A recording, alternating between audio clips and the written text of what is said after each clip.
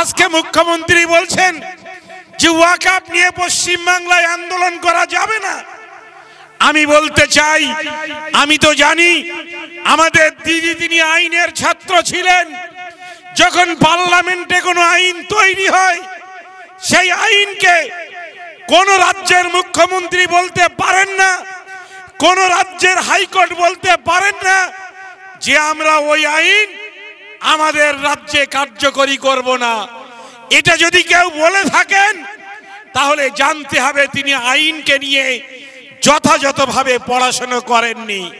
তাই আজকের মুসলমানদের মাথার উপর যখন কালো মেঘ তৈরি হয়েছে, মুসলমানদের মাটি পায়ের নিচে থেকে শুধু মাটি সরিয়ে নেওয়া নয়, ছেঁড়া চপ্পলকেও সরিয়ে নেওয়ার যখন চেষ্টা চলছে, তখন মুসলমানদের আন্দোলনের ভাষাকে কেউ বন্ধ করতে আসবেন না।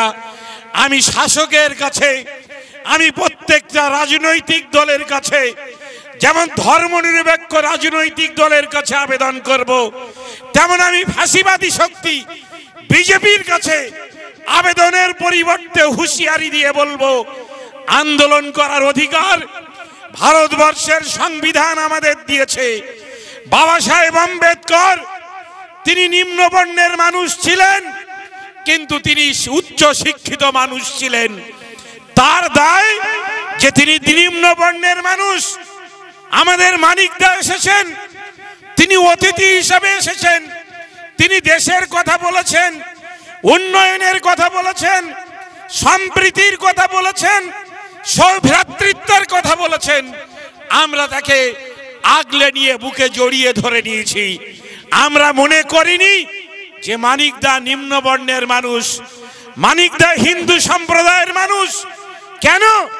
ভারতবর্ষের প্রাগৈতিহাসিক যুগ থেকে দেখুন, এখানে মোগলরা 500 বছর শাসন করেছে, এখানে সুলতানরা 200 বছর শাসন করেছে, এখানে ইংরেজরা 200 বছর শাসন করেছে, কিন্তু ভারতবর্ষের মধ্যে হিন্দু মুসলমান করে কেউ ক্ষমতায় থাকেনি।